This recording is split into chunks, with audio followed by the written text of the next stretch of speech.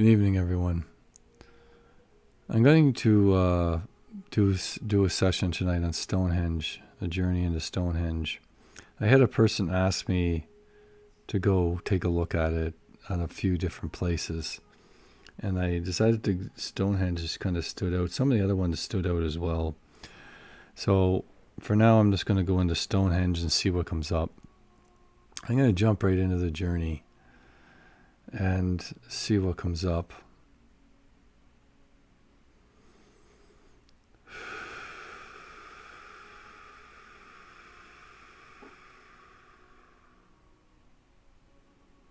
Tuso no makanayese asano. I'm walking and it's really windy and rainy. I'm keeping my hands out in front of my arm in front of my face to kind of block the rain.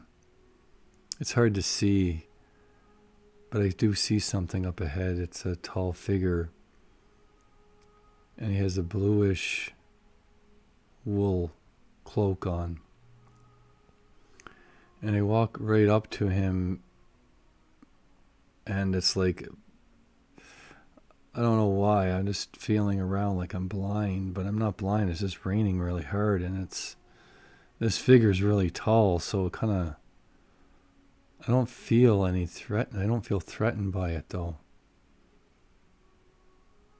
And this being wraps this wool cloak around me.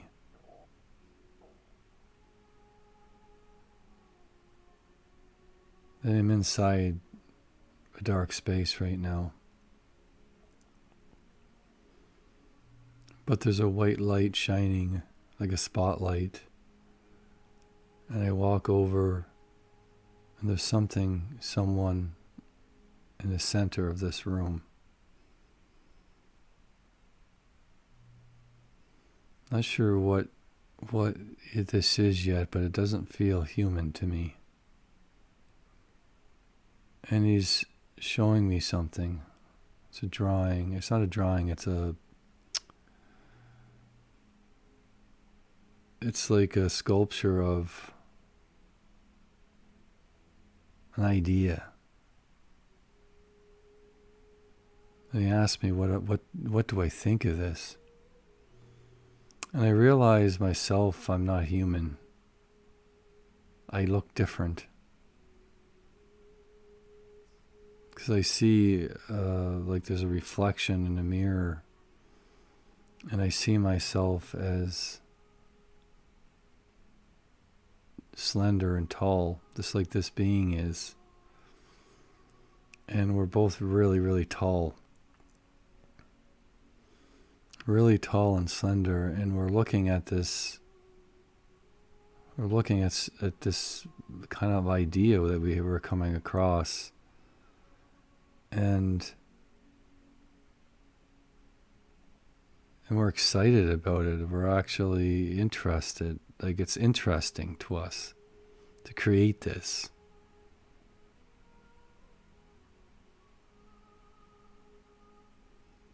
Because it means more to simply just, it's like, it's a series of stones piled upon each other, but there's more meaning to it than that.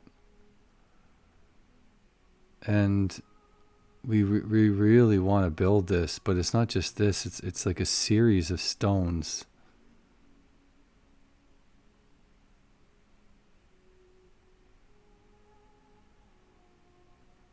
It's kind of like is it a story? No, it's more to it than that. These beings want to build these, and I see now that I am as tall as this being is, and I'm one of these beings. And there's an understanding that when we do this will be around for a very long time, because we're building them out of a certain type of stone, and they're going to last a long time. And this is part of the reason why we're doing it. It's almost like these beings wanted to create mystery, magic, Like, why were these here? It's like they knew that by building this, it's going to have lots of questions in the future. They're actually, like, he's actually even pushing me on the arm and like laughing in a way about how interesting this is going to be. But there's more to it than that. There's more of a meaning to this because he's excited about it. He wants to build it. So we start building it, and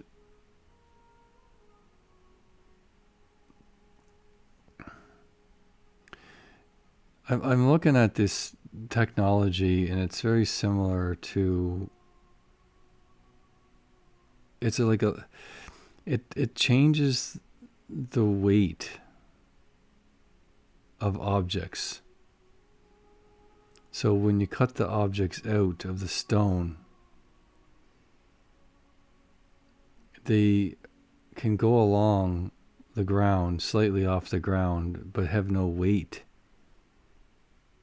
But it changes the gravity around the object, is what it does. So these beings can just simply push them or pull them along. So they could literally have like a machine that is in front pulling like 30 or 40, 50 stones. Like it just, it doesn't matter because there's no weight to the stones. It's like having a floating stone and pushing it. There's no weight to it because there's no gravity. It's like having a stone in space. Like, how big of a stone can you push in space? If you're on solid ground, if you're have gravity, but the stone doesn't, you have a firm foundation. You can push a lot of stuff very easily. So I see a machine that pulls many, many stones to different parts all over the place, not just Stonehenge, but all around it. And they're being placed specifically for a purpose.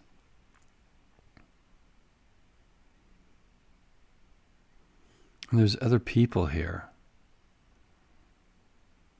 like human beings, and they're helping with this process. And there's only a few of us, though, like maybe I say 3 or 4 of us, maybe 5 actually. And we all have blue cloaks and are really tall and skinny, about 15 feet tall maybe. And we're walking around and we have very long arms. And it's very easy for us to move these stones. Like, again, there's no weight. So we actually pull these stones to where they need to go. We put them in place. And it's literally, they're easy to move because they're no weight to them. They're light. And when they go in place, it's like we take, there's almost like there's little pieces of technology that go on the bottom of these stones. Well, just on the side, like one side of the stone, and it becomes like there's no gravity. So I pull all when these stones are in place, I pull these things off, and the stones fall into place. And we're doing this all over the island.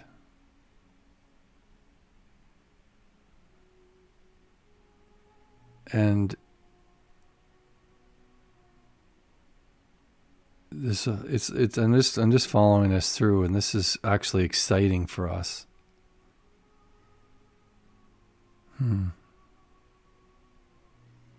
So we completely finished building the structure, the Stonehenge and other structures all over the island that are interconnected.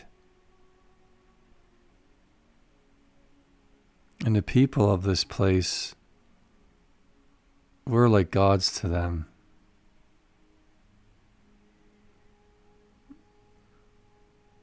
Because we have the technology to change, to do so many cool things, and they're learning from us as well. They're seeing how these stones are placed. They understand that there's energy in the stones themselves. And placed in a certain way, it amplifies the energy of the earth.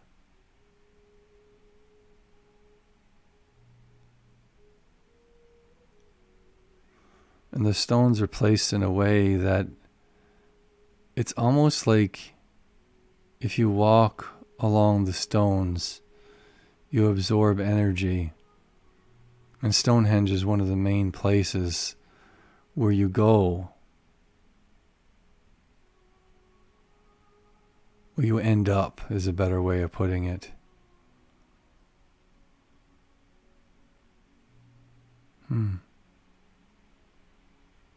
So what were they used for?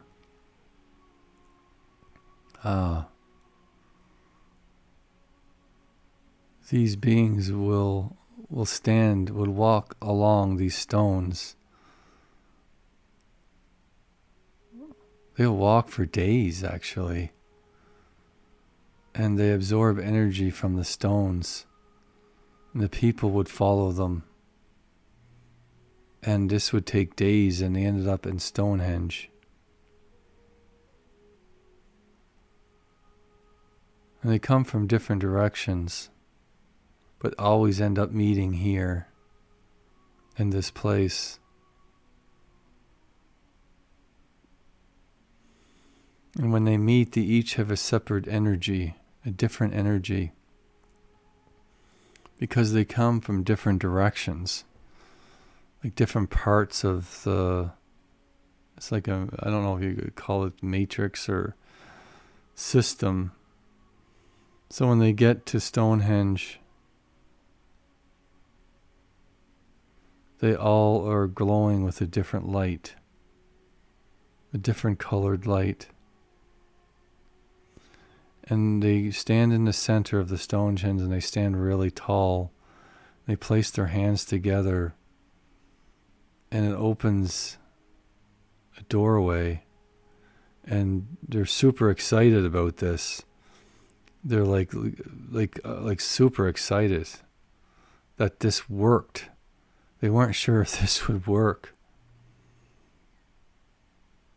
And they found a way home.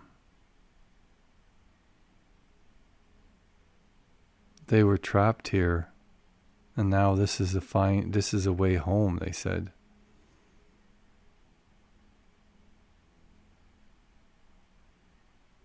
And they have a ceremony in this place to say goodbye to the people that have helped them.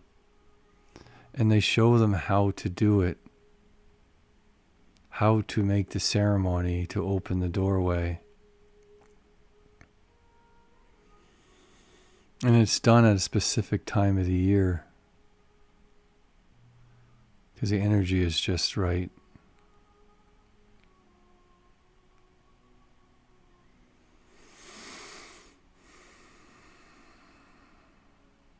It's taken them a long time to get this right, to move the stones in just the right places.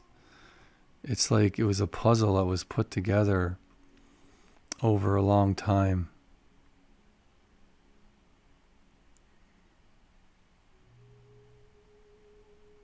So they actually walk through the gateway and disappear, and the gateway closes. And people are looking around, people try to reproduce this over and over and over again, but they're never able to open the doorway. but they keep trying anyway. Every year at the same time. But they're not like these beings. They're a different type of energy.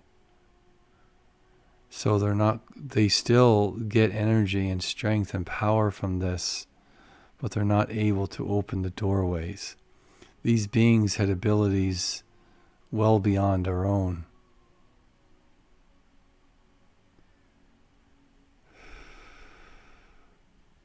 The understanding was way beyond our own. So they understood that these stones gave off certain energy that they will be able to absorb at specific points in the earth, because the earth has energy, and they were able to amplify that energy by using these stones, and they would absorb it into their bodies. So they were able to open the doorway, knowing that the people that were left behind, the humans, would never be able to follow them.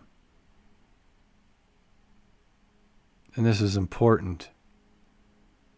And they knew that this would create a mystery, understanding that would last a very, very long time, but they would never be able to solve anything because there's no way of there's no way of actually reproducing it because they're not the same beings. They are different.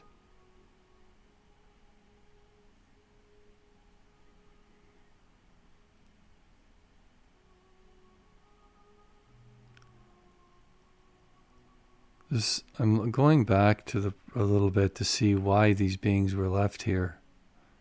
These are not the same beings that were in Egypt, I don't think.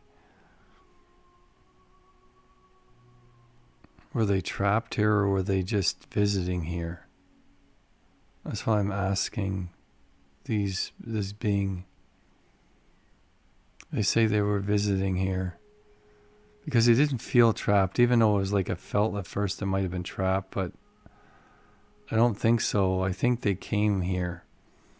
And part of the challenge was finding a way back without using technology, except, of course, to use technology to place the stones. But it's almost like these beings do this to certain planets throughout the galaxy to try to find ways back with only using the materials that are on the earth. They can use some technology, but very little. For instance, moving the stones.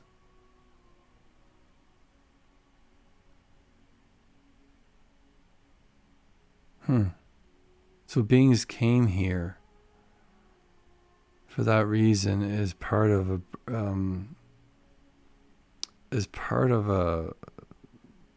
it's not a birthright, but it's almost like when we have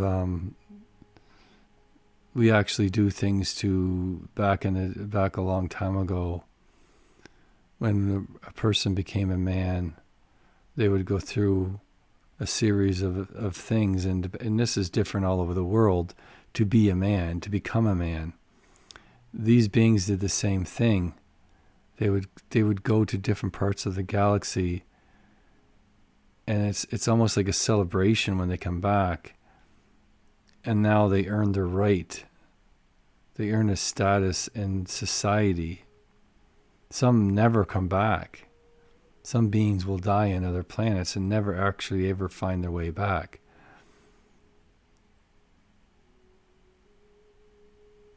They're saying that actually happens quite often, but if you're able to do it, it's just part of their society. It's part of what they do. It's part of learning. And if they don't come back, it's not like it's the end of the world. It's because they still live their life.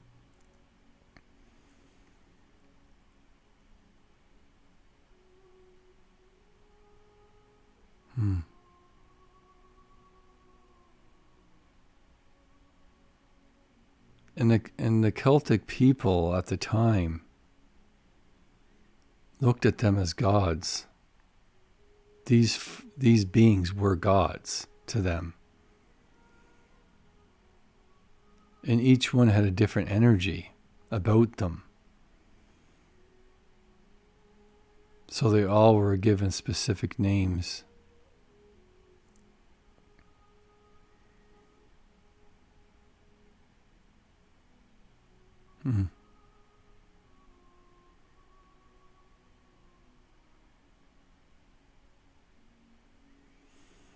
These beings were here for a long time.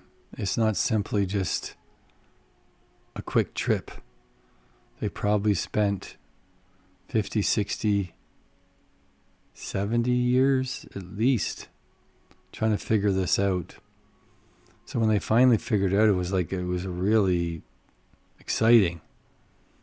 But they live a very, very long time, so they were still quite young. And this is it's kind of like the ultimate game, the ultimate challenge.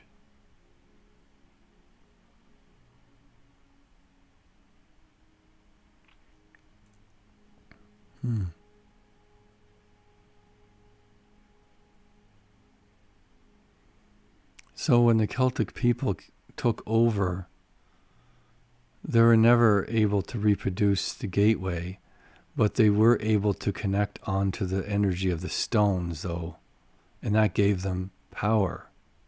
It actually gave them power. It gave them spiritual power.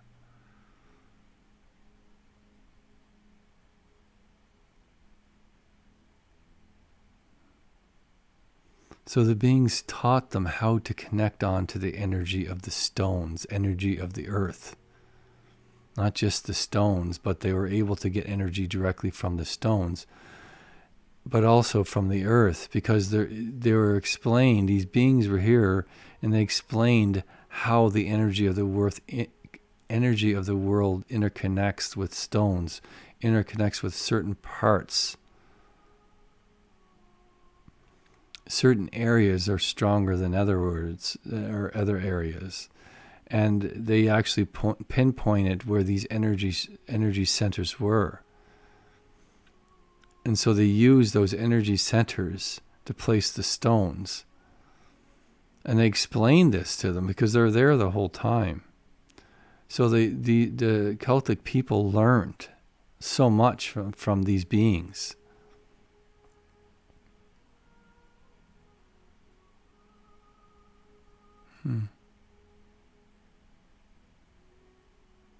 So that's where a lot of their magic came from, was from the earth itself. Because these beings taught them how to connect to it.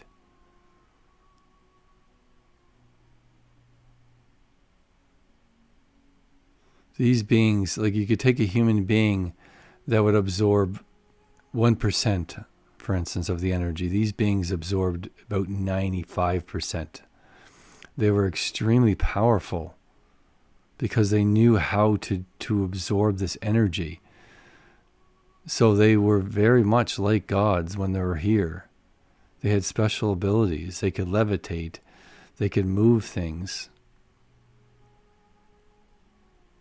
But maybe it was a technology as well. But no, they're saying they had abilities beyond normal human beings. Not just the technology and the information they took with them before they even came here, what they have already had. So when they came to the earth, they took a lot of information with them, obviously. But it was not just that. They were able to do things on earth that seemed impossible because they had abilities to absorb energies that gave them certain powers.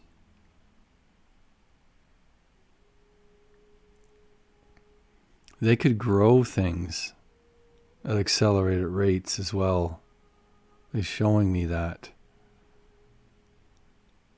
They could heal human beings that were really sick. they could levitate. And I think that's the actual technology that they used. Were able to basically not allow gravity to exist in the area, so they could just float there. And they could walk along the ground like they're not touching the ground itself.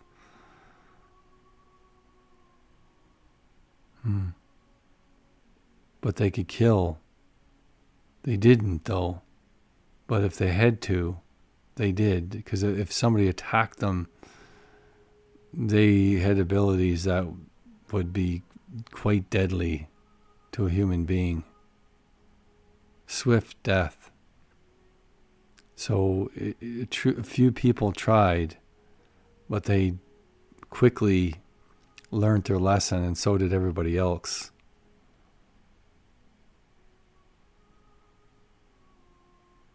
It's amazing that when people are different, at first they're treated as a monster. When that monster is overwhelmingly powerful and is a good being, they become gods to the people.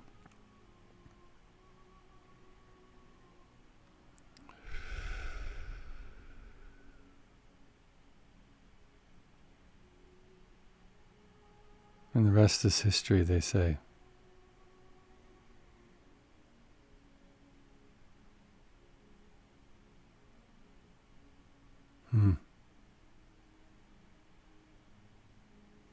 So that's what I got on Stonehenge. More aliens. More alien beings. But different, though. They were very much... They weren't like Greys, even though they were ridiculously tall. They had very human traits to them. But their arms are really long and thin. They're very tall. They were giants, really. But they weren't super muscular, but they were super strong. And they had really big hands. But they looked quite a bit like human beings. It's just interesting.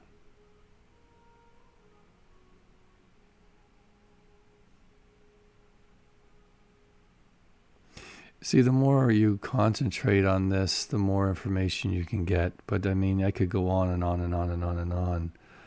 But this is mainly what Spirit wanted me to show you about Stonehenge.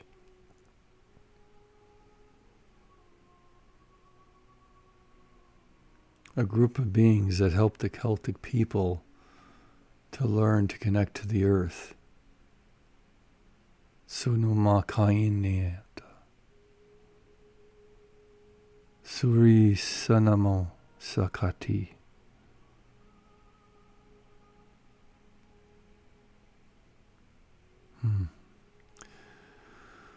So please, if you haven't already, please subscribe to my channel and hit a like and press and ask and put some comments in there, some ideas, things that you want me to the channel to look into, and I'll see what I can do. If you wish to do a one-on-one session with me, you can visit my website at AmonRossAwakening.com, and you can visit my Northern Light page at JosephBradleyAuroras.com and HiddenAuroraSpirits.com. Thank you very much, everyone, and have a wonderful evening.